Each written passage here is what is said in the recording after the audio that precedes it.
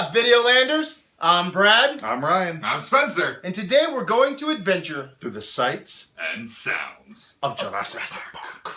Are you ready, guys? Yes. Let's do this. Let's go on an adventure. All right, welcome, people, to another episode of Adventures in Videoland, where we're going to adventure through this movie. Is this movie all nostalgia, or does it actually hold up? without a doubt. Without a doubt. Yeah. Yeah. Holds up. Holds up amazing. Yeah. Let me say this, man. This movie was influenced, okay, by King Kong. Spielberg was a huge King Kong fan, okay? I say fuck King Kong, okay? I'm not a big King Kong fan, all right? You don't like Jack Black going to an island? Yeah, I don't care if we're talking 1930s. I don't care if we're talking 1930s, 1970s, or 2005. King Kong, he never did it for me. I mean, he was my grandpa's and my dad's, movie monster, But this movie was influenced by King Kong. And I think, man, that this is our generation's King Kong.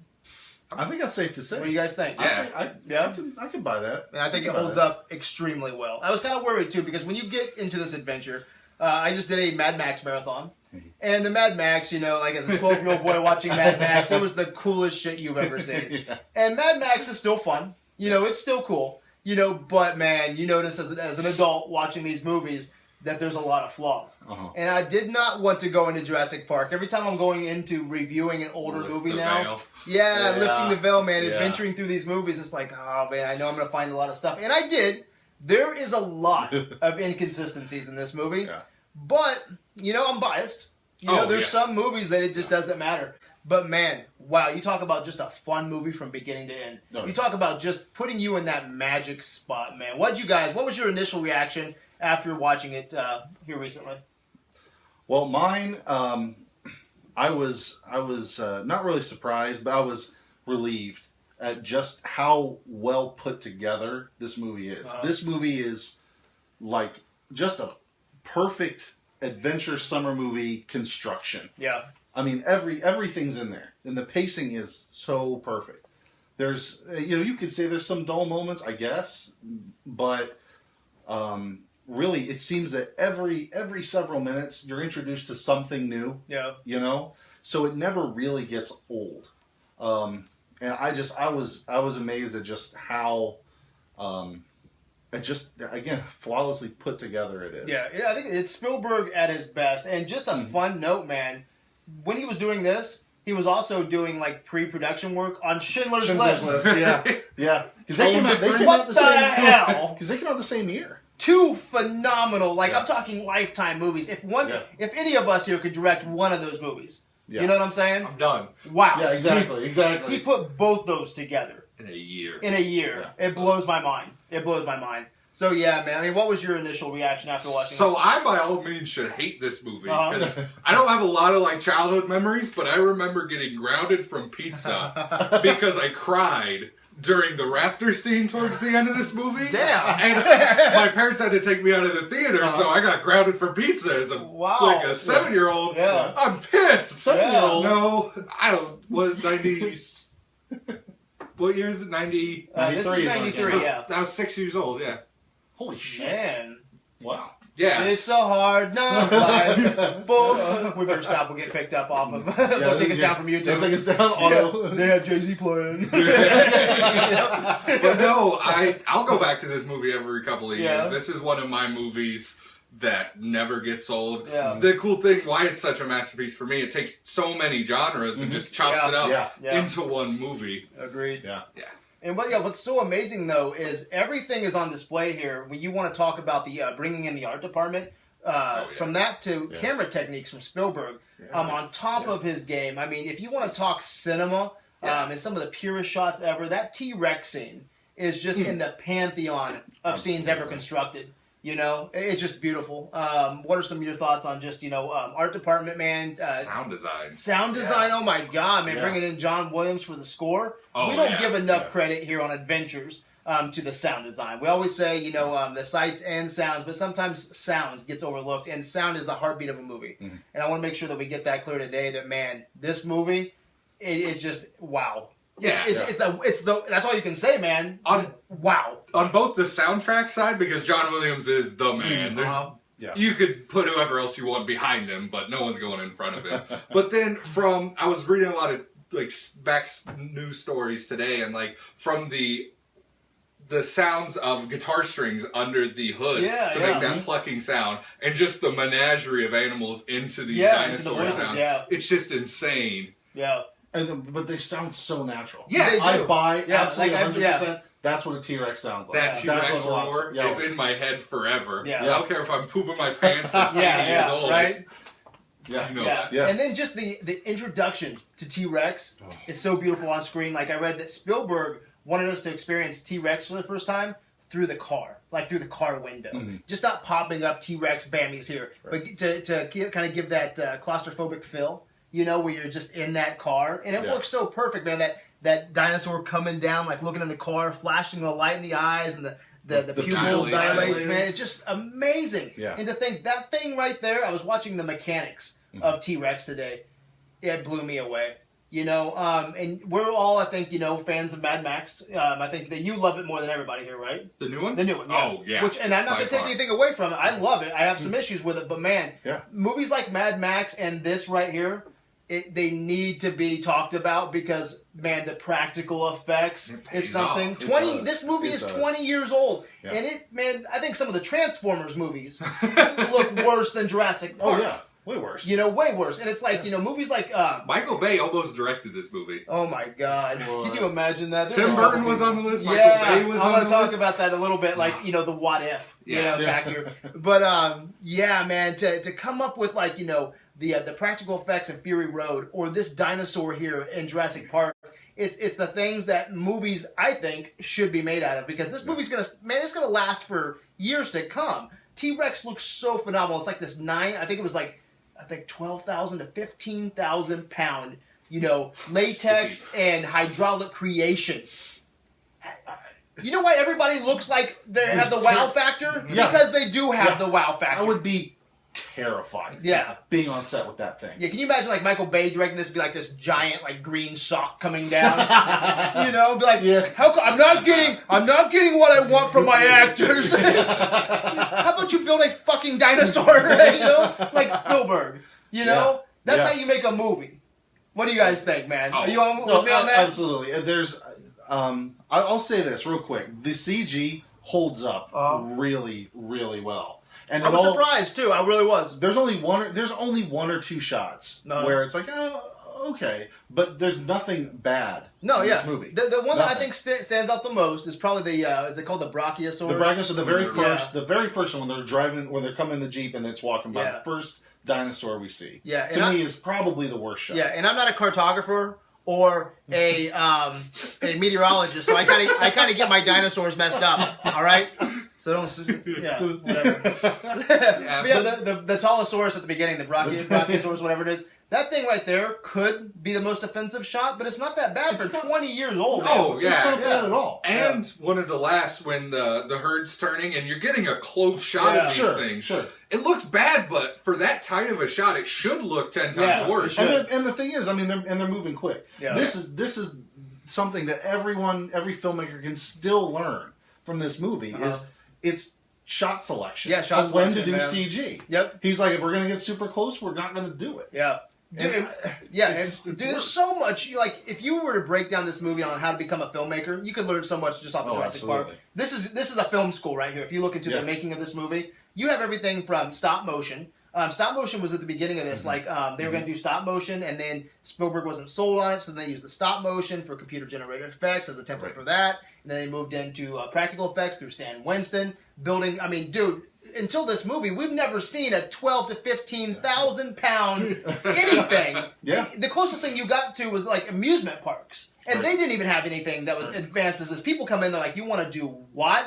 You want us to make a dinosaur? They said when they brought this thing out on the set, they had like warning signs, they had safety meetings, they had flashing lights. This thing moved at 25 to 35 miles an hour. Yeah. And it was like, if you got hit by this thing, you're not just strolling out a thing on a cart. Right? You're like, okay, action. If this thing sideswiped, you'd be like getting hit by a fucking bus. Yeah. That's scary as hell.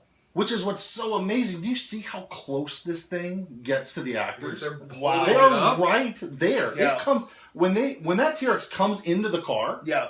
and they're holding the top of the glass up. I'm like, I see that. I'm like, how do you do that? Yeah, how do you do that? That thing came crashing in. Yeah, you have to. And I mean, I wonder if that would even fly today because these are like what 12-year-old actors, maybe 10 to 12. Those are stunt people in that shot. But either way, that's true. I didn't focus on the shot itself. It doesn't matter. I mean, shit. Yeah. Well, was that stunt actors right there? Because I'm trying to think of the exact shot. All you see it's from as if you're in the very back of the Jeep. Okay. So you just see the back of the back seat, and you see hands.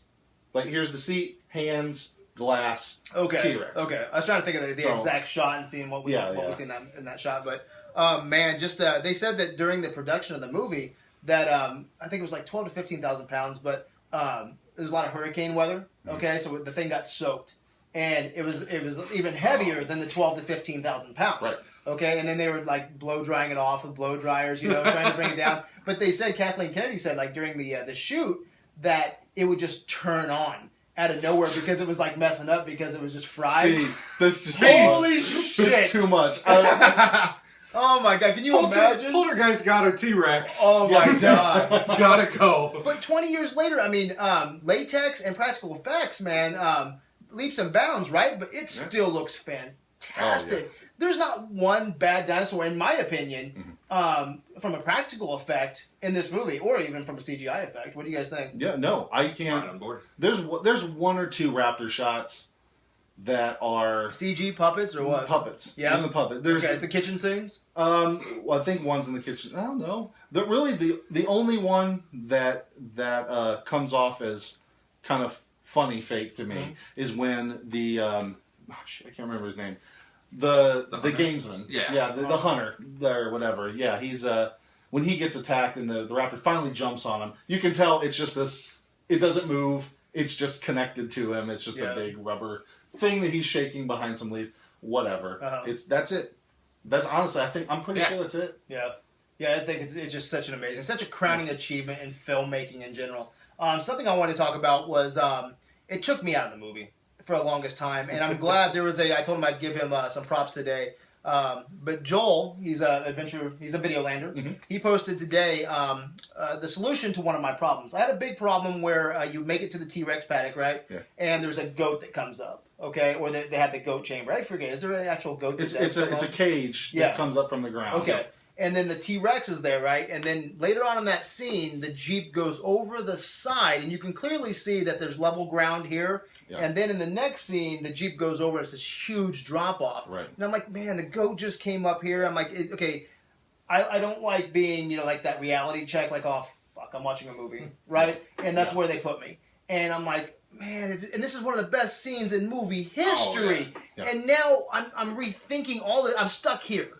And so thank you, Joel, for posting the solution here. But I guess it makes complete sense. There is a moat going down the side there. So that you do have level ground on the right. And on the left, it is a large drop-off. A steep slope goes down, And tell everybody, man, we've been friends for years. I'm a huge fan of movie maps. Yeah. Okay? Yeah. I'm a huge fan. You put a map in your movie, and you're getting 1 star automatic. Okay? That's it. Okay. Geely had stars in it. Dude. Or maps in it. Yeah. And so after I seen this map, I'm like, okay, it makes sense now. Okay. So seeing that map today, Joel, made my day. And I have maps for you guys. We get maps? Yeah, if we're going to geek out on Jurassic Park, I want to make sure we know where we are on this adventure. Okay? Let's go. I have a map to the visitor center. Okay? Just to make sure that it all makes sense. All right? And then I have maps to the island. So when we're adventuring around the island today, we know where we're going. And that's badass. That is badass. And when you're in the... there are dinosaurs on this dinosaur. Yeah, right? And when you're in the creation lab or the tech room, on the computers, there's like a printout of the island on the computer screen. I printed that out, too. Nice. So we have like the... oh, cool. The official...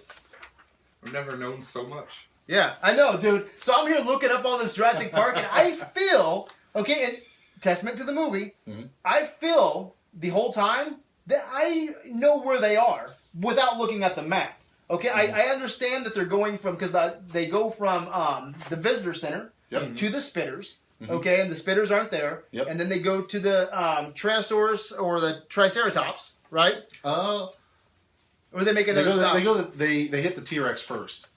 They go to the T-Rex, the goat comes up. Oh, the yeah, T-Rex that's right. shows up, then they continue on, and then they see the Triceratops. Just right on down Okay. south. Yeah. Yep. And this is funny, guys. This is a map. I'll share this with you.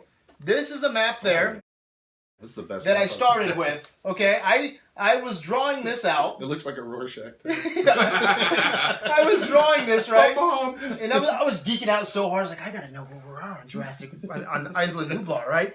And I was like drawing this, right? And I'm like, man, this is. I look back and I'm like, this is a shitty map. Okay? And I was like, it hit me.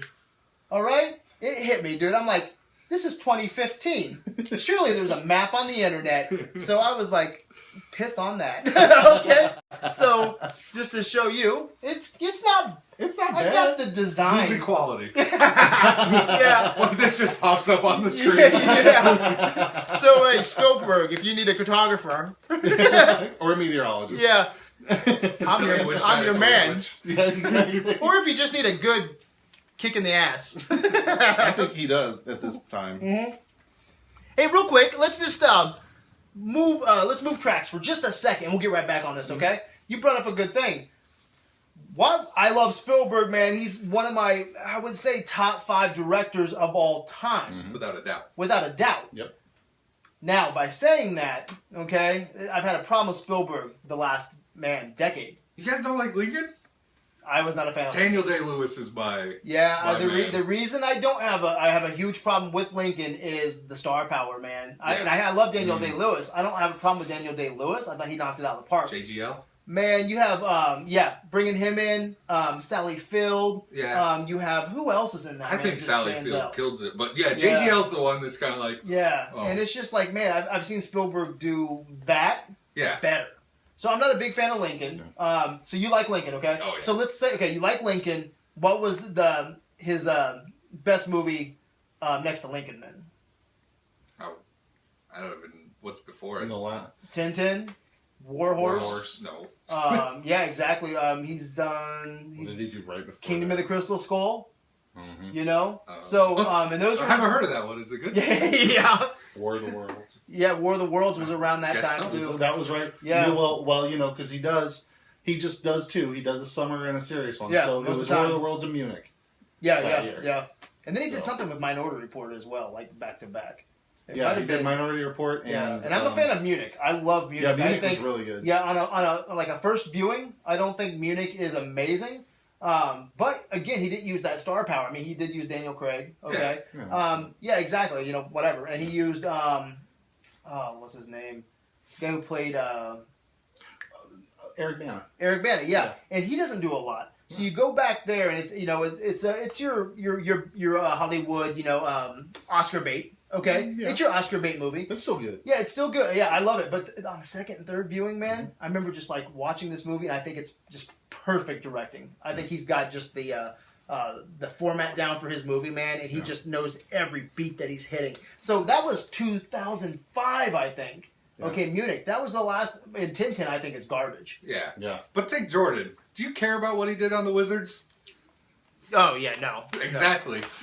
Spielberg 80s and 90s Yeah, is it's enough amazing. for 20 directors. Yeah, exactly. You just tell me Jurassic Park and Schindler's List. E.T., You know, yeah. you throw E.T. in there and Indiana Jones. So yeah, I love Spielberg. He's gonna make my top 5, but the man's still breathing. Get it together. George George Miller's kicking ass. George Miller at 70 directed Fury Road. Okay, so it's like he's lost the magic. You know, so I want him to get back in. So we'll get back to this, but I just want Spielberg. He's coming out with 2 movies again, back to back. He's doing, I think, there's been a couple title changes, but he's working with Tom Hanks again for a movie called Bridge of Spies. It's supposed to be his Oscar bait, but again, he's always wanted to direct a James Bond movie. So it's like his James Bond Oscar bait, and that sounds intriguing. Yeah. Okay, so I want to see that, and then he's doing the BFG, which is a, Ronald Dahl, is that his name? From Willy Wonka and Chocolate Factory. Yeah. So anyway, he's doing that. So I'm anxious, but then BFG, it just doesn't sound. It's about a giant man who I don't know, story, kids movie. So anyway, I'm like, man, he got the rights to Robo Apocalypse. Yeah. And Robo Apocalypse is one of the best books I've ever read, dude. It is amazing. And then like the last couple years, he just kind of pushed to the side. And I'm like, that could be his new Jurassic Park. And I want him to just nail that away. But he's not. So anyway, last 10 years I've been disappointed. So Spielberg, come alive, my man. Because, dude, you're getting up there in age, but I believe in you. You're still amazing. There are beats to Tintin and Lincoln and everything that I'm like, he's there. He's in there. Catch Me If You Can and Terminal. Those were before that, though. That was before 2005. And I love Catch Me If You Can. I think that's a fantastic movie. And Terminal holds my attention. Yeah. So, yeah. It shouldn't. Exactly. It's a quiet little movie. Good point. Yeah, but it's no Jurassic Park. Exactly. And that's our nice way to get back in. Okay, we're talking about that. So it's no Jurassic Park, but man, this guy, wow, he just knocked it out. So I brought these maps. I wanted to talk about this because what I think is so amazing is that I feel like I'm in this world, without these maps. But these maps just shows you how everything that was in here. Yeah, everything is constructed in a way. They knew where they were going. They knew what they were doing, and they could have easily just said, "We're going to take you to the T-Rex paddock. We're going to take you to the whatever," and not design the island. This is 20 years ago. Yeah. 20 years ago, man, they didn't put a whole lot of thought into things like this. Like, they didn't show us, like, the desert land and beyond Thunderdome and exactly where everything was, So it's like this, I really respect, like, when I'm watching this movie and they hit the helipad, I love the idea that they're hitting the helipad, they're going to the visitor center, and then they're going through the Jurassic Park thing. And I love the design of the park. Again, this is not Jurassic World. Right. This is a very basic design for amusement park. Which I love. It's a prototype, and you got a quick trek around here, and then you're back to the visitor center, and that's going to be enough to awe people 20 years ago. So I love this design. I think it's phenomenal, man. What do you guys think? No, I agree. I'm glad that they took the time to do all that. I never really felt like I knew exactly where I was, but I was never disoriented or bothered by it. Yeah. Does this help though? Like looking at this helps. It makes sense though, doesn't it? Yeah, after watching it, I could have done something like this and gotten close, but right here, it's the work already put in. Yeah, and what I love though is, and then you can even look at the map that's in movie, on the computer screen, that it shows you it's the exact same design, and you can even see the roads that Engine put in, right. When they took over. Because when they leased this island from Costa Rica, they put in roads and geothermal power. Yeah. So there is supposedly, I would love to see the geothermal plant. It's supposed to be up here in the mountains. And that's where I'm geeking out, dude. I'm like, okay, how is this? How is this place run, right? So up here, dude, is where and that's where all these engine symbols are, right? Yeah. Mm-hmm. That's where that geothermal plant is. And then, like moving out, you have everything else. And I'm like, dude, that's amazing. I just love that all the thought was placed into that. So I don't know. What are you guys' thoughts on that? What are you guys' thoughts on it? Geothermal power. Far more. I'm just looking at this. I'm just looking at this and trying to figure out how Nedry got confused. Well, there's two docks though. Yeah. There's the east dock. Oh, it's down here. Yeah. So you have why did he go through the gate? Do you think he ever left the visitor center? You have this is what I love talking about, dude. Yeah. That's why I brought these out. Okay, like check this out, because when he left the visitor center, right? Right. He goes through there, and that's the like he had the road around here, I guess. Right. Okay, to go here. Yeah. But he goes through the spitter pin, right? Yeah. Because he did go through the gate, right? Yeah. Yeah, he went through the gate. Yeah, he went. Was that the best route then? Then he must. Maybe. That's what I'm saying. Is he should have just gone down here and pulled across there. Imagine there was service roads and stuff that's not going to be on this map. Yeah, exactly. I mean, like these are clearly like here's the main. Here's the tour. Mm-hmm. I can tell these are the tracks for the tour. Yeah. And these are the actual road, the off roads that the other users can use. Because I don't think employees are getting on the tour trucks to go to the north dock. Yeah. Well, they can anyway because they got that bar in there. They'll bust their tires. Yeah. So anyway, so he probably came up here and went down here, and actually he probably. Because remember, he went off road. Yeah, he hit the sign. Yeah. And he was supposed to go left, and he went right. I'm not really sure where that would be. Yeah. I'm not sure. And when Hammond, what I love is when Hammond and company took over this island, it was just an island. They took the tribe there. Yeah. They kicked them off. They did their mercenary little deal. And threatened them. And you get a lot of this from the Jurassic Park video game. Which I don't know if it's considered canon, but hey, we don't have anything else. It fills in the story. Yeah, it fills in the story. I mean, this island was blank, and then they came in. They put the geothermal plant. They put the east and the north docks, and then they put the service roads, built the visitor center, put up the electric fence. Yep. You know, and I'm like, that's badass. And in the video game, there was this female who was a tribal member. Okay, this is just some fun facts. But there was a tribal member who worked for Biosyn, which was engines like I don't know. Competitor, yeah. And so she comes in, and I was always wondering about this too, so I think it's kind of fun that they filled in the blanks with the video game. And it makes no sense because you'd never find this shit, right? They would never find this. But I did think about this years and years ago when I watched it. The Barbasol can. Yeah. Okay? That Dennis has.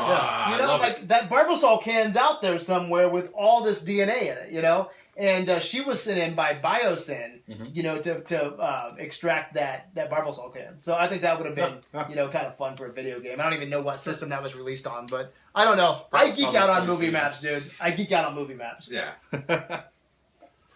But what I love about the cars, man, like the cars going on those on the tracks, those cars were to give them that sense of automation. They had people driving those vehicles inside the trunk. Yeah. Which was cool. Isn't that awesome? Yeah. So, man, I don't know. I love it, dude. So one thing I will just say, I don't know how everyone else feels, but it's like these trucks feel real. Like in the early 90s, it's something you would have seen on a tour. Not a glass ball you're going to ride around in. That irks me to no end in the new trailer. Yeah, that's kind of odd. Real world to super future. Yeah. That's because that's the only thing in the movie that seems, like very futuristic is like a gyrosphere that I've seen. Outside of the sheer scale of things. Yeah, exactly. I mean, it's super huge.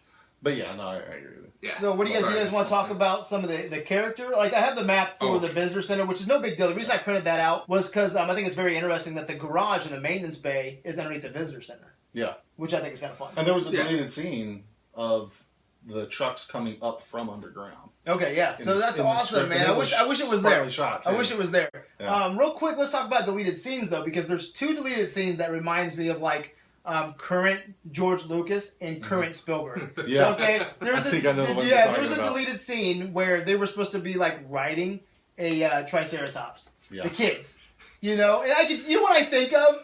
They got that scene. Okay? And they have that scene in Revenge of the Sith.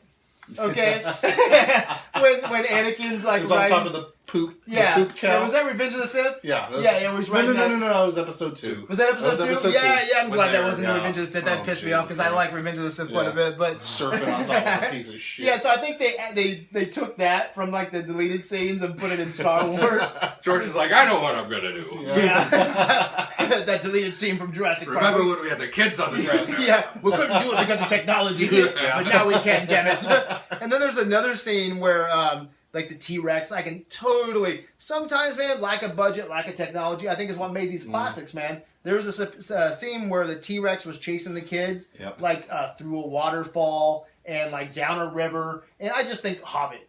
I think that Hobbit river scene, like, in Jurassic Park. Can you imagine them, like, swimming and they're like, on a log and, like, T-Rex is, like, flying? Well, there's a scene in the book that they were going to shoot, and they couldn't do it because of time and stuff.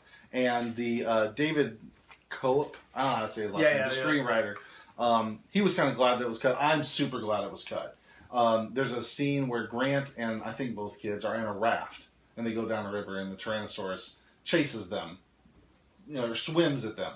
And if I remember correctly, in the book, he actually, and when you read the book, you can see it in the movie, and it's just as fucking stupid in the book as it would be in the movie. He ended up going under and then coming up, and they're on his head in the raft, and it's just too crazy. Yeah. There's a basic thing, and this is I'm going to talk about. This will probably come up a lot. There's restraint in this movie. That saves it a lot. Yeah, I think that restraint was because of the technical abilities in 1993 and budget and stuff, and that's good because I mean. There's really basic rule with stuff like this, okay? In a movie like this, you got your main characters. Okay, look, you can be directly attacked by a T-Rex once and survive. Yeah. Okay? You can't do that shit to me. Like Jeff Goldblum, dude, if you look, he's riding on the nose of the T-Rex. I hate that, by the way. I have a list of bullshit in this movie. And that's because I've never noticed that before. Up until last night. when I watch this movie again, I never knew exactly what happened to Jeff Goldblum. Because, he's running from the T-Rex, and I'm like, how the hell does he escape? Well, I don't mind that scene, I finally see it. I see his 2 fucking legs on the T-Rex's nose being, like, tossed up. And I'm like, that's the dumbest shit. What do you think about that? I hate that. It doesn't mind me because it's a fluid action. It is a fluid action. I'm glad he wasn't in his mouth. Coming in, he spits him out. You already showed how violent it can be with the blood-sucking lawyer and everything, but since we're on this, and so we don't have to come back. It's chaos, man. He's not going to kill everyone. Fair enough. And that's the thing. Yeah. This is one thing. The T-Rex, you say what you want about... Because, you see him messing with the car and all this stuff, and he's like... Or she. It's not like he. She's like playing with it. Because, come on. If that T-Rex really, really wanted shit, it could just take it. Yeah. You know what I'm saying? It could just grab that car and toss it to the side and eat. I think it was just a question. T-Rex was going, what is a car? And biting the guts out of it and everything. Which is great. Yeah. Because it would probably do that. It doesn't know what the fuck's going on. Yeah, I agree. I like that. And in the shooting script, it's kind of interesting to point out that Jeff Goldblum, he was supposed to run away. As a coward. Like Gennaro. When Gennaro ran to the shitters, he was supposed to run to the shitters too. Yeah. And I'm like, and then I think it was Jeff Goldblum's idea, or Spielberg's idea. He convinced Spielberg. Yeah, it's like, how about I do the flare thing? And that would have totally changed my opinion on Jeff Goldblum. Absolutely. And it's just that one moment. Absolutely. Just a small From rock moment. Star Man. Yeah. Because it makes him one of the people that we want to survive. So I'm glad he's not a complete, pussy ass in this movie. That would suck. It would totally change my opinion on Jeff Goldblum. So I'm glad that was changed. But I'm just curious, what are some of your bullshit? But I have one request. Yeah. One problem that I have with movies, okay? I don't mind tearing down movies if you're talking about them, but I hate inconsistencies. Yeah. Like that scene we're talking about, that's why it hurt me so much. Yeah. I hate inconsistencies. I don't like to know about them. If I catch them, whatever. If I catch them, I catch them, okay? But I hate seeing them, especially in a movie that I love. Yeah. So don't point out any inconsistencies, because I know there's a laundry list of inconsistencies in this movie. You know what? I stay away from every one. It's okay. If you're talking about continuity, continuity errors, I honestly don't have hardly any. And some of the stuff on here is just, it's just that the particular dialect of this cinematic language. There's things that you let go in movies like this that are okay. Actually, it's kind of funny. The episode 2 commentary, Ben Burt was talking about some of the sound mixing. When they're out there in that field with the shit cows, and they're talking, and they're super close to a waterfall. He was talking about it. He's like, those waterfalls are super quiet. Because if we were to have the sound mix the way it would be in real life, you wouldn't be able to hear shit. Yeah. So it's things like that there's something that you just have to let go. Some of those things are on my list, but I wanted to. But anyway, real quick, we talk about the shit. You know when Jeff Goldblum sees that mound of shit, he goes, "Now that's one big pile of shit." That's one big pile of shit. Was he talking about Jurassic Park 3? I think so. You have the foresight just right there. If you look, there was a little DVD. Jurassic Park 3, just stuffed right in. And again, if this was Michael Bay, dude, that pile of shit right there would have been blown up 20 feet high. Yeah, that was George Lucas. More shit, faster, more intense. I need a whole field of shit piles. That was made out of mud, straw, clay, and then they drizzled honey and papayas on top of it, so it would draw in flies. Right. You had to think 20 years ago. Okay, people don't realize this because we've had CG for so long in green screen. People had to talk Spielberg into doing CG dinosaurs. We can do this. Trust me, We're going to take that stop motion that you didn't want to do because you wanted to push the envelope, and we can actually use that as a template to push, this further, Which, wow, that's 20 years ago. Yeah. Which let me again just say this to Spielberg's commitment to his craft, especially at that time, because you're right. I'm sure there's 1,000 people. Probably Lucas being one of them. It's just like, just do it. CG, just fucking do it. This is this is, I mean, I get like that. I get pumped about technology. I'm like, just do it. Yeah, let's do it. I mean, he went through everything. He's like, let's do stop motion. Okay, I'm not feeling the stop motion as much as I want to. Well, let's try this. And you could tell, I mean, he knew what he wanted to see. Yeah. And whatever would let him see it, the way he wanted to see it, that's what he went with. Yeah. And that's, I don't know. I think it's a lot harder for people to have that kind of restraint. Cost is part of it now. Because you're right, like flies. Nowadays, like, well, if we need flies, we just add flies. Yeah. And it's not like that tough. But back then, it cost a shit ton of money to make digital flies. Yeah, exactly. You know what I'm saying? And then no one had done it before. It's like, well, how are we going to do this? We got to create this. We have a moving camera. How am I going to do that? You know? Yeah. So, anyway, I like that. But, all right, my kind of shit list. And if I leave anything out, and by the way, it's a pretty long list. I'm going to go through most of the movie. But then I'd love to talk about all the great shit in this movie. Because there's some awesome shit that needs to be talked about. Rattle them off. So, and actually some of this got fixed. The fence in the dinosaur paddock, this actually got fixed now that I knew about the moat. You see when they first come out of the tunnel, the fence on the side actually comes up and then goes across. So it's like you have the end of the tunnel and they're coming out of it.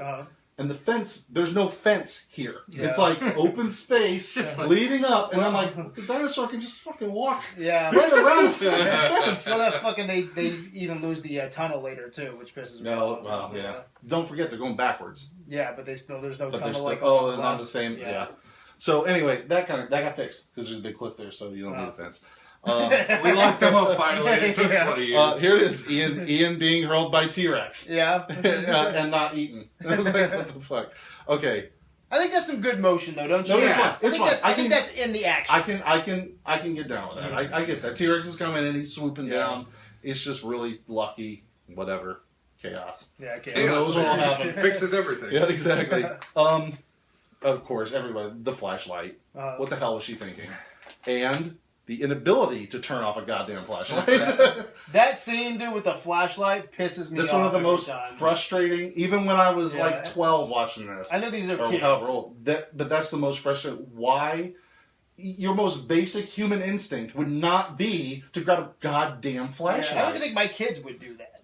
I would hope not. I think my kids would be like, let's hide underneath the seat. Let's fucking hide. Yeah. This girl's like, what does she think it's gonna do? I honestly think Grant's going to put the T-Rex in a headlock. Yeah, right. And get out of there. Does that annoy you at all? Yeah, it's annoying, but I guess in the moment I believe it is a totally freaked out kid going, "Oh, my dad of this moment left. I need these adults because I can't save myself." Because Gennaro took out on him. Yeah, the lawyer. He left us. Yeah, he left us. Yeah, which I do like shared universe in movies. Mm-hmm.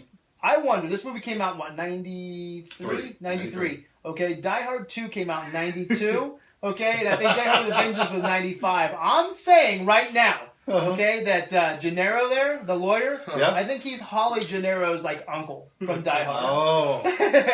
We're Tarantino. I like it. Let's see. The big Die Hard Jurassic Park crossover. We even said in what we know about Jurassic World, we're like, because I always wanted to, like, okay, Die Hard 5, 6, whatever it is, right? Yeah. I was curious, like, where do you go with... I honestly thought about this hard, like, after Die Hard goes to Russia, whatever the fuck it was, right? I was like, what do you do? Where do you go, right? And I was like, fight dinosaurs. I was like, dude, you know what would be so awesome, dude? It was like, I need a vacation. And I honestly thought, like, I wrote a script in my head, like, real quick. I was like, where do you go? And I was like, I would like to see him actually get back with Holly, take his kids from the movies that they've established. Right. Go to Jurassic Park. Go to a vacation, right? I'm like, now I'm not being completely serious, okay? But going to Jurassic World, and he's like, honey, I'm done. We can do this together. And it's like him on fucking Jurassic World kicking dinosaur ass. Would you pay to see that, though? With Chris Pratt. Yeah, with Chris Pratt and Bruce Willis. Chris Pratt is like his bastard Game of Thrones son. Yeah. Let's not Crystal like Skull. This is his nephew. Chris Pratt's his nephew. We're gonna go visit your cousin Chris. Yeah. At the dinosaur world, Jurassic World. He talks to raptors. Yeah. Yippee-ki-yay, prehistoric motherfucker. Samuel Jackson. And that's kicking 65 million years in the making. But serious now. Serious. What were your problems with the movie? Down to brass tacks. I know I'm jumping around a little bit in the stuff, but okay. Tim and the electric fence. Good God, these things can stop dinosaurs, and this kid's just he gets and scientifically your muscles tense up, so he's just going to grab that thing. And he did too. That's the thing. Well, I mean, it's funny because you saw when Grant faked it, he grabbed it. He was holding on to it because that's exactly what you do. Tim, not human. Yeah. In the words of Seth, It's just a movie. It's just a movie. But that's horseshit. Because here's the problem. And tell me Tim couldn't fit through one of those big holes. Every time I'm just like, I know. It's going to get real close in here, but give it a shot. It was fucking hilarious though, seeing Sam Neill trying to put his head through the fence. And just like, he does it one time. He's like, you can't measure that up and just like, I fucking can't get through there. I can't get my head through He does this. Well, here's the great thing. If you get your head through, so the fuck what? The biggest part's over here. He's like, right here, man. Here's the like the thing, right? He looks at. He's like, yeah, I could get it through there. It's like, what you're a scientist, man. Yeah, you're a scientist. But that's one of the only big kind of bad tension scenes, because if you're gonna, there's so much tension built, and oh shit, we got to get over this fence before it turns on. But you know what? Fuck it, just turn it on. It doesn't matter. Yeah. Nobody's gonna die. It's like it takes away the stakes instantly. And I'm like, what was the point of all this build-up if everyone's just gonna get zapped anyway? Just zap and get it. So, and one of the strangest things as a middle sibling, when they're climbing up, it's like, I'll race you. What do I get?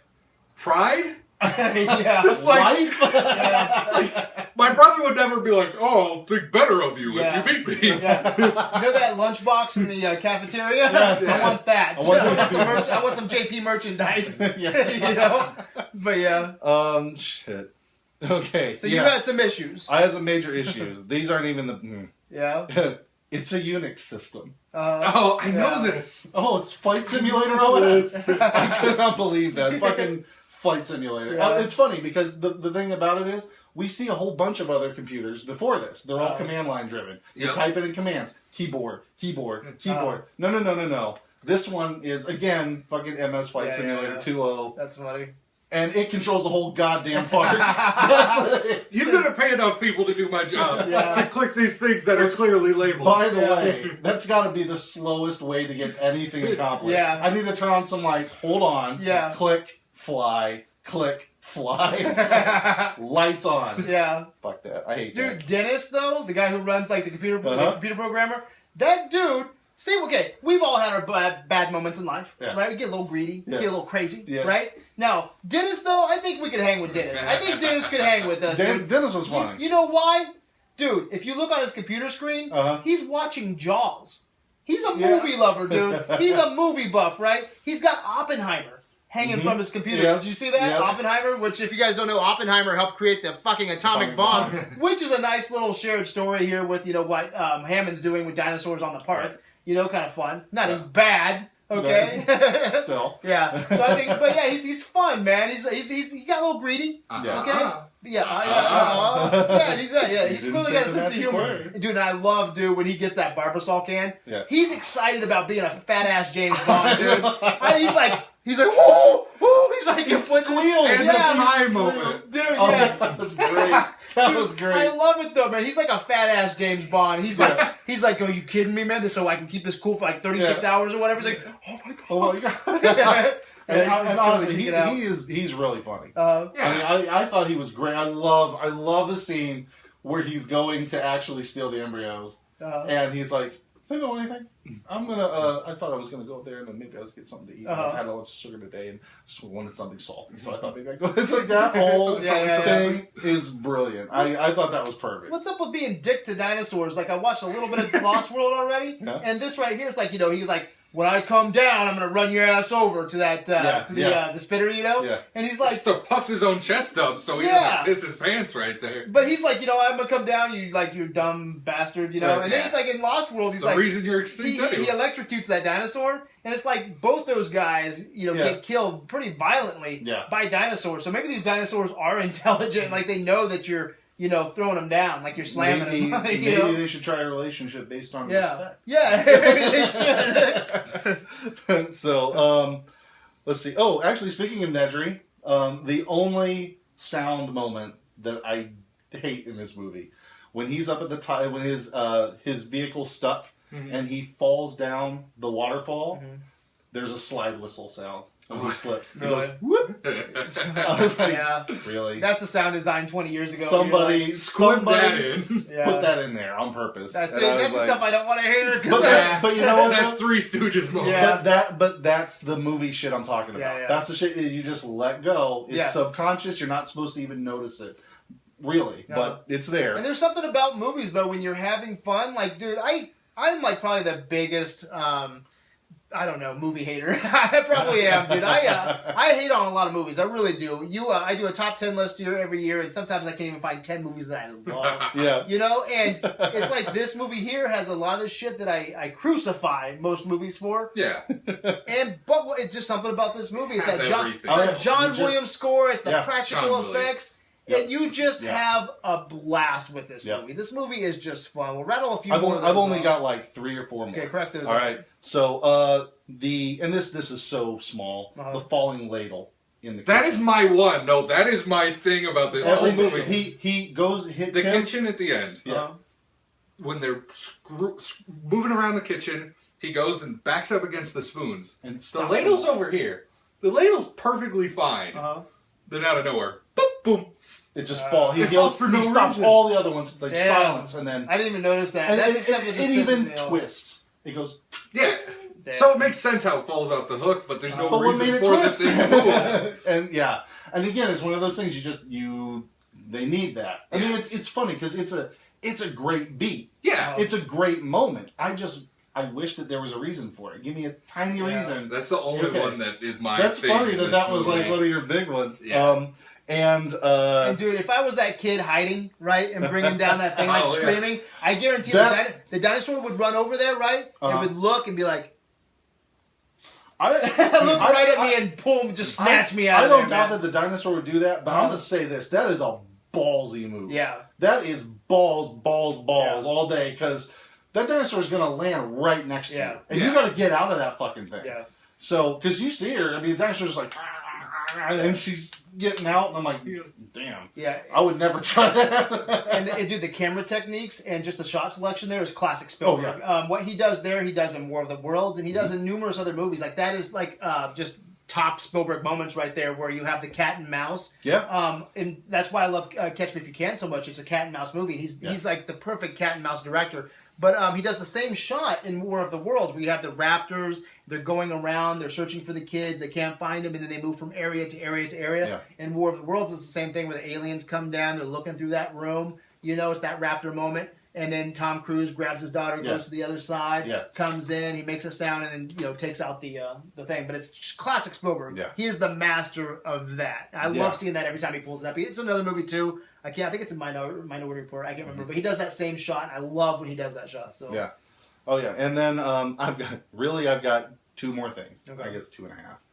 And this is just a big one. And this is another movie thing, okay, that just happens. And that's, if it's not on screen, then it doesn't exist to the audience. Okay. This is where you pull in for the first time, and there's those brontosauruses. Okay. You're driving in a giant fucking field, and seriously, no one has peripheral vision until you get right next to the fucking guy. And even then, they're like looking at the Jeep. I know. Looking around. She's looking. At least she's looking at a leaf. Jeep before. Yeah. And I know you don't believe anything. You can look in any direction and see dinosaurs. Yeah. You're at the top of the hill when you came over. You didn't look over the hill and see, oh my God, there's fucking dinosaurs. This thing is huge. Yeah. Gigantic. And I love the T-Rex from half a mile away will make everything shake. The Brontosaurus, no, they're fucking ninjas. Yeah. Softest paws in the business. And when I don't have my critic hat on and I'm sitting on the couch and I'm watching this and I'm having fun with those scenes, but if I think about it, I hate some of that opening there, because like Sam Neill, he looks up and he goes, "You have a T-Rex?" And he's like, we have a T-Rex. We have a T-Rex. It's just funny, but then the way that he like turns around and he like puts his hands on his knees. Put your hands between your legs. It's like, just that look hurl. though. But then he sits down. He falls on his ass. Yeah, he falls down on his ass and he like looks over. The look that he gives the dinosaurs in the lagoon is the creepiest fucking look I've ever seen. He's just like, it's so funny. And then I'm sorry, I hate the part where Ellie starts crying when she sees the Triceratops. Like, Jesus Christ. Good. I will say, as much as like, yeah, it's stupid, but as that shot of that with John Williams playing the reveal. No. Yes. No. It's stupid, but it's those things that I wish. It's like I wish that they came into a clearing. That there was a bunch of forest before 1,000 trees or something, and they were coming to the top of a hill and not anything else. But it was just open field. Yeah, I know. And just whatever. And you would say that, and then the movement of it, just the sound. You would probably just hear something. But same thing. As soon as you see him, just same thing with the T-Rex at the end. They're in the middle. There's a raptor here. There's a raptor here, and then the T-Rex grabs the raptor when it jumps at them. I'm like, there's a fucking T-Rex in the room. Does nobody see the giant fucking T-Rex in the room? Whatever. Dude, we talked about this beforehand, right? But I love no one talks about the blue collar. No one talks about the blue collar on Jurassic Park. Here every day. The guys that are working their ass off, laying the roads, working at the geothermal plant, picking up dinosaur washing shit. the cars, picking up dinosaur shit. I love the opening scene, dude. It's the first time I noticed it because you're always focused on the John Williams score and the reactions from Dr. Grant and Ellie. Yeah, it's like, turn around. Which, by the way, I think is a great film. I don't know how directed that was, but that's perfect. Yeah. It's funny. I know this is weird, but I love the way that everyone touches everything in this movie. There's a soft touch when they touch. And when Grant touches the monitor, they're looking at the thing. He's like, "What'd I do?" He's like, "I touched it." It's like so soft. Everyone touches so soft. Watch it, and you'll see what I'm talking about. That's great, dude. It's weird. Got the soft touch. I love, dude, the guy in the pink polo shirt, man. He shows up in the Jurassic Park Jeep, and like what does Sam Neill say? Ian Malcolm.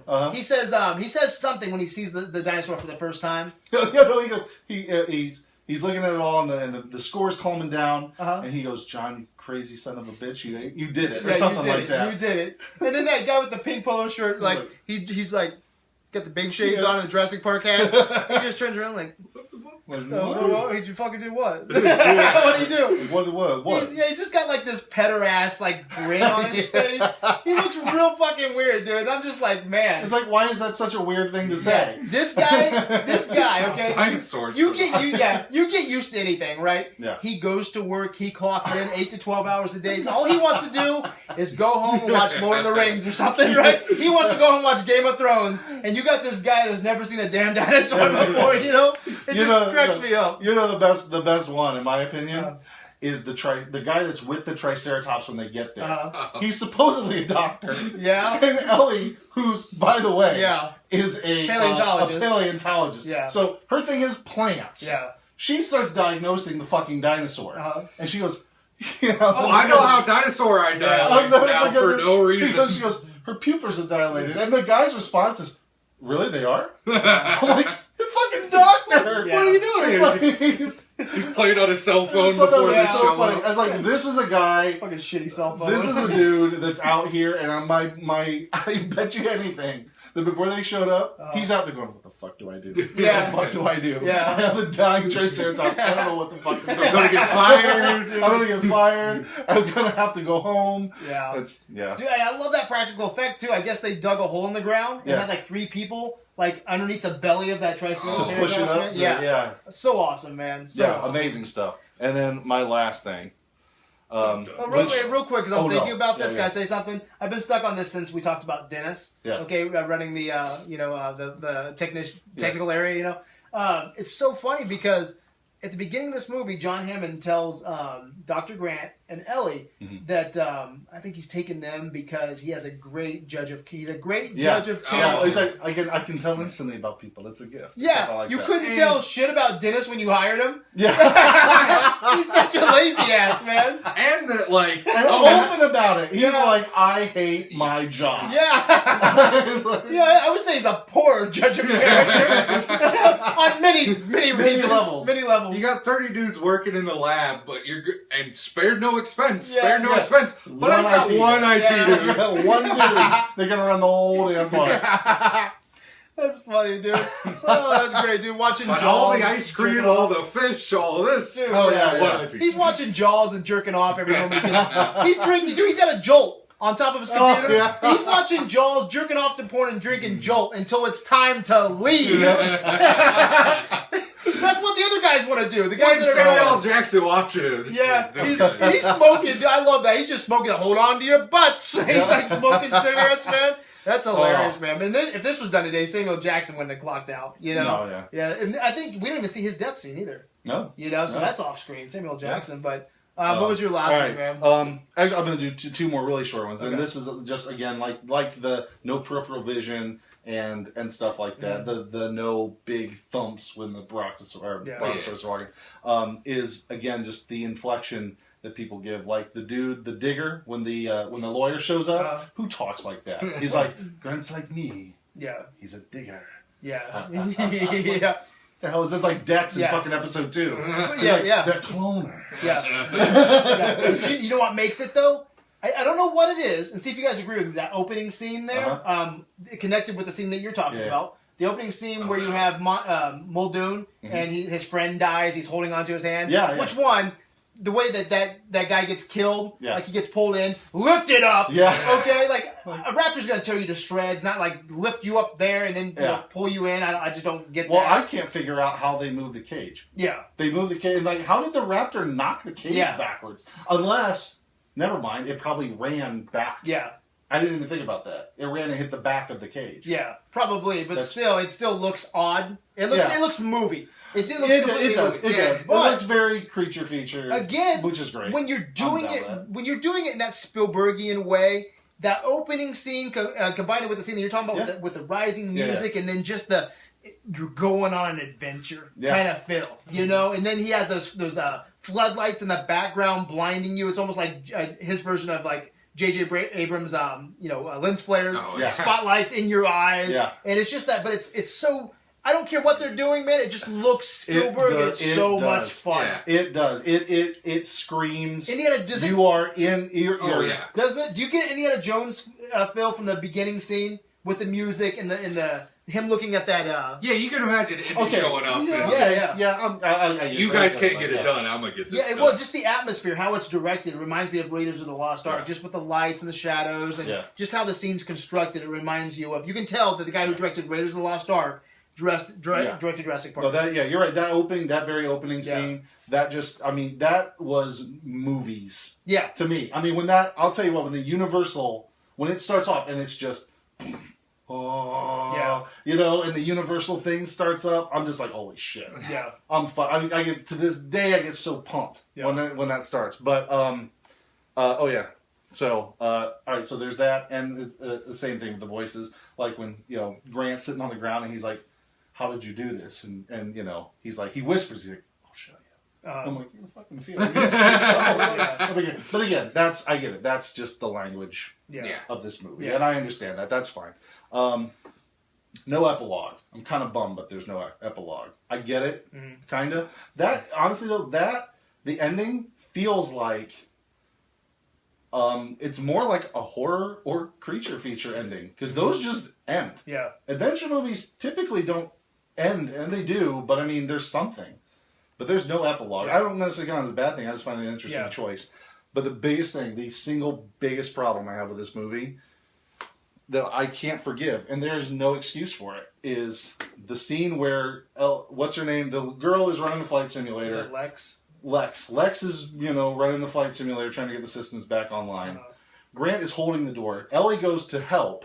She leans against the hinges of the side, which, you're not helping anything. It's the dumbest fucking thing. Almost the dumbest thing in the room. I have a flight simulator OS, and I have somebody pushing on hinges to keep a door closed. That's dumb enough. And then, what the fuck is Tim doing? Yeah, the shotgun. Oh, the shotgun's on the ground. In the back, if you watch it, when Lex runs to the computer to sit down, in the background you see Grant and Ellie pushing the door, and Tim is jumping up and down, holding his hair. Yes. And then he runs over, and his entire he's sitting there, and she's hacking, and he's like hitting the chair, like, do something. They're screaming. Yeah. Ellie's trying to get the gun. Get the shotgun. I'm just like, first of all, Ellie, just get the fucking shotgun. Yeah. You need the gun more than you need that door closed. So I can't. There's no excuse for it. I can't figure it out. I've tried. I tried to find an excuse for that, and there is none. As much as I'll forgive Lex for like freaking out, getting a flashlight, turning it on, this is the first time she's dealt with some crazy stuff. Yeah, okay. This kid's been shocked, dealt with a T-Rex, stuck in a tree. He should be a little more together. He even looks back at him. The little bastard looks back at him. You need that shotgun blade? Yeah. I'm like, yell at the fuck. I would be so mad. I'd be over there pushing. I'd be like, Tim! God damn it, boy! This is why I hate kids. Yeah. Well, that's why Grant hates kids. And then, and then when it's all done, he's like, I like kids. Yeah. I'm like, I'm sorry, kids are worthless. Dude, and I'm surprised. You guys haven't talked about the best shot of the movie. Well, I'm talking about bad stuff. Well, yeah, but... Oh, is this the best bad? This is the best. This is the best of the worst. Jeff Goldblum, his sexy shot with his shirt open. I love that. I want a poster, dude. I gotta have a poster of that somewhere, dude. Take Han Solo. Yeah, dude, that's a great idea. Oh, I gotta get a Jeff Goldblum picture in here with him like this shirt, man. Hell yeah. So, that's awesome. What's your complaints, man? What are your I don't have a lot that you want to talk about? No, my big one is the ladle. Yeah. That's the one that from childhood I've just been like, why is this? Yeah. And then the other one is Tim not doing anything. I don't really. Yeah. Tinted glasses here. This is my childhood. This was I hear you, 6 years old. Movie magic. There's dinosaurs. And that's cemented in my head, man. Like we did our Mad Max marathon not too long ago, and I gave so much shit to Lord Humongous. He got bad award after a bad award, but at the end of the day, you know, he's engraved in that my cinematic brain. He's that pop culture just in there. You know, he's Lord Humongous, man. He got my award for best villain, you know, just because of how he looks, you know. Just what he did for me as a young kid. Sure. And this movie here, I'm not going to compare that to Road Warrior, which Road Warrior, you know, in its own achievements is essential action viewing, okay? This movie here, with all these flaws, I don't disagree with any of those, I don't think, that you presented. But man, this movie, there's a couple things I want to talk about. Let's go ahead and just score it real quick. I give this is a Pantheon movie for me, man. This is a 5. And I don't even give a shit about any of that stuff. The music, the adventure. And I don't say this lightly, man. Yeah, the characters. Yeah. This is my King Kong. Okay? This is our generation's King Kong, man. I love this movie to death. What do you score this? It's 5. Is it 5? 5.5. Yeah, 5.5, man. Easy 5. Yeah, it's amazing. Before we close, I wanted to talk out with just a few more things. Hit on some things that we didn't. And some things that are just kind of funny to me. Check this out. At the end of the wrap of this movie, Spielberg, okay? I think he made somewhere like it was above $250 million, okay? At the end of this shoot, you know how people give, you know, like little gifts at the end of the shoot? Like, man, yeah, you did a great job. Here's this, you know? Right. For Fury Road, Tom Hardy gave Charlize Theron a picture of himself autographed. Okay, which I think is hilarious. It was one of no wonder they hate each other. Oh, you gotta check it out. Oh my god, what? Yeah. No wonder she hates it. Yeah, so that's I mean, maybe it's they hate each other? Apparently. Oh, yeah. I don't even know. Protocol for Cannes Film Festival is you go in together with your co-lead, you know? Yeah, and they broke Cannes protocol. They went in separately. Tom Hardy went in after. Like, Tom Hardy's such a method actor, and Charlize Theron can turn it on like that and just go into her character. Turn it off. He shows up on set for like a year. Under the wheels. You know? She went under the... That would get annoying as hell. Like, you want to... Hey, Tom, what's up? You want to grab lunch? Why are you leaving? We go right back to shooting. Yeah, we went to McDonald's real quick. Why did you leave? You know? Fuck! You know, you can imagine, dude. Yeah. But yeah, so they had a long history for that. But yeah, maybe it's a thing though where you just give something small, right? Maybe it is. I don't know. I'm not in the business, right? But I think it's funny. Okay, Spielberg, $250 million. He's like, Ryan, Spence, you guys, wow. I could not have made this feature without you guys, right? Jurassic Park t-shirts. Yeah, right? So he's like, wow, okay. I'm just saying. If I go to Price is Right, I might walk away with a fucking Corvette, okay? Or a trip to Hawaii, okay? You know what they give these people? Dude, some of these people don't even work again, okay? Yeah. They're not stars, you know? Yeah. I don't think anybody in this is, like, done, you know, extremely well. I mean, Jeff Goldblum, iconic status, Sam Neill, maybe, but not, like, on the level of, like, you're making, like, you got your own fucking island like Johnny Depp, okay? Sam Neill about it. Yeah, right? Yeah. So I guess, like, Spielberg gave the entire cast Velociraptors, miniatures, like, signed. Okay? And so at the end, you know, he's got like this $250 million paycheck, and he's already been, you know, an accomplished, you know, filmmaker for years, okay? Yeah. And he was like, I got you guys something. It's signed. It's not like that'd be badass to have up on my shelf. Oh yeah, well, that'd be totally awesome. But I work at Planet Fitness. You know what I'm saying? But come on, what would you think, dude? Well, here, okay. Well, who all got them? I think the whole okay. I heard the wording that I seen was cast. Cast. Yeah. Oh, wow. So you're casting crew. Yeah. It was $2.50 from Toys R Us. You got Pablo painting the side of the visitor center, and he's like, "What'd they get?" I got a dinosaur. What did you get? El Senor Spielberg shook my hand. Well, they got fucking autographed velociraptors. He also gave them some of the best royalty checks in their life. Yeah, probably, yeah. So I just thought that was interesting and kind of funny. But and then knowing that Ian Malcolm is pretty much the voice box of Michael Crichton. Like, he wrote Ian Malcolm like that, you know. So any views, chaos theory, anything like that is pretty much a glimpse of who Michael Crichton is as a writer, which I think is very interesting. Yeah, that's cool. Man, there's so much other things I wanted to talk about. I know we're running kind of long, so we'll shut it off here soon. But is there anything else that you guys wanted to bring up? I also wanted to bring up the Muldoon hunting down the raptors, because I thought Muldoon had a nice part for something so small. Like, I like this little hunter. You want more of Muldoon, I loved him at the beginning. I love the way he barks those orders. Yeah. He's he knows. He's the guy you want running your park. Absolutely. You know? Yeah. So I love Muldoon. I love that line. You know, it's like, "You clever girl." Oh, yeah. You know, like, he knows he's been hunted. Yeah, he's been outed, you know? Well, I think he knew at the start. That's why we can't make it. Yeah, he's like, I'm going to go die for you. Yeah, pretpretty much. Exactly. There's so much. There's so much good shit.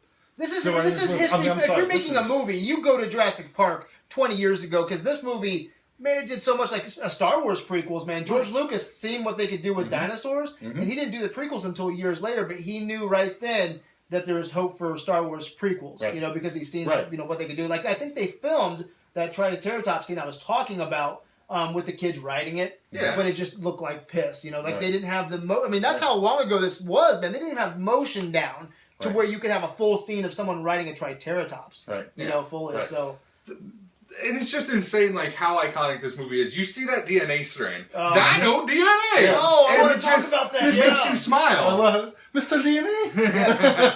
Hey, movie making 101, man. Like, when Michael Crichton wrote Hammond, he wanted a dark Walt Disney, which I just decided to bring up real quick. I think it's a brilliant idea. See, there's I could talk about this forever. We're going to cut this down real soon, I promise. But Mr. DNA, I get so bogged down in a movie when you go and there's, like, exposition all over the place. And you're like, okay, here's the scene that's completely constructed to feed you the history of the movie, the mythology of this universe. And I'm always looking at a movie to do it in an interesting way. And I love this, like, old school, like, I don't know, like, something you would see in elementary school or at an 80s theme park, you know? Yeah. And I love how they give you the exposition on how the amusement park, you know, came to be, and the dinosaurs, and, you know, how they got into the cloning process and all that. I love that. I think it's an amazing way to present exposition in your movie. There's a lot of exposition in this movie. The key thing is that he always does it in a way where it can be from the audience's perspective. The audience can jump right into a character, and there's a natural conversation happening that makes sense. And there's still something going on. The lawyer comes on, and he's explaining to this guy while they go down, you know, into the thing. And it just makes sense. It is a natural conversation. You have this lawyer who's explaining himself to, you know, what he's doing. Well, at least there's movement going on. But that scene that you just talked about, that's perfect. Because we can, it's like, okay, so it's from the perspective of our leads, who all want to know this information. And that stuff is so cool to be in, like, I'm a viewer of that video, you know? I'm right there next to Sam Neill and Jeff Goldblum, you know, watching Mr. DNA, you know? And this blows a lot of people. I told this to a guy at work yesterday. He's like, no, you're wrong. This is Jurassic Park, okay? Do you know how many minutes of dinosaurs is actually on screen? 24, 23? 15. 15 minutes. Out of 127 minutes? It's 2 hours and 3 minutes, I think. Something like that. 2 hours and 2 hours and 3, I think. But man, 15 minutes. And check this out. 9 minutes is all practical. Okay? And the other 6 is CG. CG, yeah. Wow. But that blows you away. You gotta say, not one wasted minute. No, and because I watched it twice this week. I fell asleep and I was like, I had to watch it again for this review, and I just fell asleep because I was tired, not because I was bored, man. I just want to make that clear. But I knew this the second time going into it, that there's only 15 minutes. I'm like, man, I hope that doesn't change, right? My opinion of the movie. Yeah. And I still feel like I am in a world with dinosaurs running rampant beyond the gates everywhere. Yeah. There's action going on. So perfect. 15 minutes. I mean, come on, 15 minutes of dinosaurs, dude. Does that blow your mind or what, dude? I saw that fact earlier. Man. So yeah, that's nuts, dude. And since we're talking about that Mr. DNA scene, Richard Attenborough, that's his name, right? Yeah. Okay, Richard Attenborough. This is just fun. Like, this is his first role in 15 years, man. Yeah, he was just directing. Yeah, he was directing. Yeah, and interesting note that he beat Spielberg for Best Director in 1983. He directed Gandhi. Yeah, so he beat out E.T. in 1983, and it's funny just to see that, and then Spielberg come along over all these years and then direct him in Jurassic Park. Yeah, so it's just a director casting a director for a role in a movie. I love that, just those little things there. Yeah. Something I wanted to close with is something you brought up in the beginning. What this movie could have been. You talked about Tim Burton. Oh. Yeah. I just see Planet of the Apes, and I just think just travesty, and I just get scared. Yeah. I saw that this morning, and I was just like, nope, nope. Yeah, and what's funny is, like, I was looking at the whole cast, like, okay, imagine this movie, okay? Take everything we know now. And I think another reason this movie does so well is, Sam Neill did not have a lot of things to do, so in film in general. So, this is Sam Neill's movie. He wasn't in Die Hard 7 and, had his own action franchise and Taken, whatever. Yeah. Like Liam Neeson. But it's like this was his movie. And he did a couple of things after that, but he's kind of been low key. So whenever I think Sam Neill, I don't have 1,000 other things in my head that I'm thinking about going back to Jurassic Park. But this movie was going to have Sean Connery at one point, different stages, okay? Sure. Sean Connery, Sandra Bullock, Jim Carrey as Ian Malcolm, okay? Yeah, Harrison Ford was interested in the role of... He could be anything. I think he could have been Grant. But there's something special about Dr. Grant that I just love. All these characters... Harrison... Sorry, I'm sorry. No, go. Oh, Harrison Ford has too much gravitas to him. Yeah.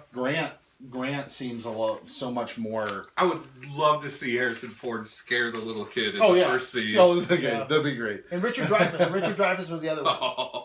That was going to play the role of Dr. Grant. So I'm glad they chose this cast here, because Sandra Bullock, all these, I just don't think it would have worked. No. James Cameron was bidding for this, and I guess Michael Crichton and Spielberg had a long-lasting relationship all the way back to Andromeda Strain. Yeah, they were talking about this movie. They were talking about the book before he wrote the book. Actually. Yeah, exactly. Yeah. So that's really cool to see that they had that relationship, beforehand. But James Cameron said if he directed, it would have been more violent. Yeah. But he said it would not have been better.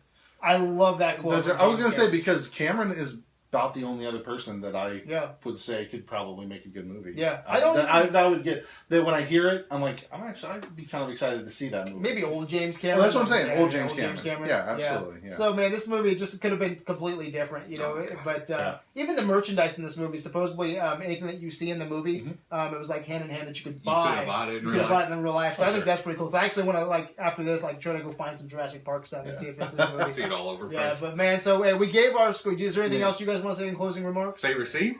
Yeah, favorite scene. Let's do it, dude. Let's put you on the spot first. Oh, man. Okay, it's easy. Favorite scene, there's a couple that I could pick from. From at the end of the day, there's one that matters. It's the one that we talked about the most. And it's the T-Rex, man. Coming out, dude. You got the glass of water, and it's just shaking. T-Rex comes out, and you see this 15,000 pound practical effect. And it's just one of the most beautiful things in cinematic history. It's my favorite scene in the movie. I'll jump to the first reveal when John Williams. That's just so emotional into my head. There's so much emotion in that scene. Yeah. So good. I have to go with the whole T-Rex. The whole T-Rex scene. And I know it's putting a lot in there, but that's the whole thing. It doesn't stop. Yeah. It's just it doesn't stop. And it has there's so much. That's got to be the favorite, but is there more to say? It's a hell of a lot. Yeah. This video. Watch this movie. This video is probably about hour 15, hour 20, something like that. But man, we could seriously probably talk about another hour just in the art direction. Stan Winston Studios creating this behemoth, man. if you go and watch the production of the T-Rex, the making of videos, it's so amazing to see this hydraulic frame, whipping around, and they had to raise the ceiling like 13 feet just to get this thing to move, and this is, dude, man, I cannot give this movie enough credit because this was before 3D modeling. Yeah. When they were making the latex to put on top of the T-Rex, you have to make a little model first. They were trying to. Yeah, they were eyeing some of it to see what would work and what wouldn't work, and they created something 20 years ago that just stands the test of time and is so beautiful. This movie is beautiful from the score to the art direction to the camera techniques from Spielberg. Oh man, he does a lot of stuff. There's some interesting stuff that I wouldn't expect to see when when they're trying to escape right near the end, they're escaping the raptors. They get on the bones of the T-Rex in the main whatever it's called, the visitor center. Tim falls and the skeleton comes down on him, and they do this Sam Raimi shot from inside. You just see the side of the ribs coming down on Tim, and it's this thing. I'm like, I don't know if I would ever seen Spielberg do a shot like that. Yeah. And I was looking at camera movements, and again, it's great because it's Spielberg, and he's in that mode. He's in it's big movie mode. All right, I'm gonna move this camera. Yeah. The camera's moving. Oh, I don't know what to say. The dude is a master of his craft. He knows when to move a camera. He knows how to move a camera. Yeah, it's so perfect. I don't know. And Jeff Goldblum. If we didn't say enough about Jeff Goldblum, that laugh. Dude, Jeff Goldblum, this and Independence Day, wow, he's amazing. He's just that character actor I love seeing, and I don't know how they would do it because like Colin Trevorrow said he's not coming back, I guess, for a Jurassic World sequel, but we know. We did give you props on our what we know so far about Jurassic World. We said that Chris Pratt, his dick is on fire. And I pointed at the camera and said, "That's for you, Spence." But it's so true. His dick is on fire. So that movie's going to make $1 billion, and then they're going to want a sequel. I don't know where they would go without not even knowing the ending of that movie. But it's like just you can't go many places after Jurassic World, right? It's almost like the roadblock is up. But I don't know where they go, and I know it's going to be hard to bring Sam Neill, Jeff Goldblum back into the mix because you would have to, like I said, ISIS would have to capture them and throw them on that island and torture them for them to be there, their dicks would have to be fire, and the only water on planet Earth is in Isla Nublar. That's how you get them back. But I don't know how, but I do want to see. We know for a fact they're not going to kill Chris Pratt because his dick is on fire. Right. But they're gonna. I want to see Chris Pratt, Sam Neill, and even though I don't like Lost World, Vince Vaughn's a part of canon. I'd almost like to see him come back in some capacity. Just to make it all click. Yeah. But hey. Spoiler alert for the next review. Yeah, like Lost World. Yeah. So, guys, thanks for watching. We had a blast talking about this. We could seriously, Jurassic Park is such a monument in filmmaking, and it's one of the reasons that I do this show here is movies like this. This is it's so inspiring. It's just a fantastic movie, and this is what I have this thing that I call the chicken noodle soup movie, and it's when you're feeling sick, right, and you're sitting on the couch. And the only thing that makes you feel better is just like, some kind words and some nice chicken soup. And it's that movie that you turn on and you can watch it. Say you're sick for 2 days, right? Mm-hmm. You watch the same movie on loop. And every time you open your sick eyes, you see something beautiful. And you're like, for a second, right? Because you got a fever of like 103, 104. And you're like, this is a chicken noodle soup movie. This just makes me happy. Yeah. This movie makes me happy. And Cinema that's the highest, soup for the soul. Cinema soup for the soul. That's the highest compliment I can give this movie, guys. So thanks for watching. Man, you can find us on Adventures in Videoland. We're about 700. We put all of our photos for every single episode on Instagram. We're also on Tumblr, so check us out. Where can they find you? Adventures, Facebook. All right. And Spence? Adventures, The Nerd and the Geek on YouTube. I'm everywhere. Everywhere. Come find me. So, guys, until next time, hold on your butts.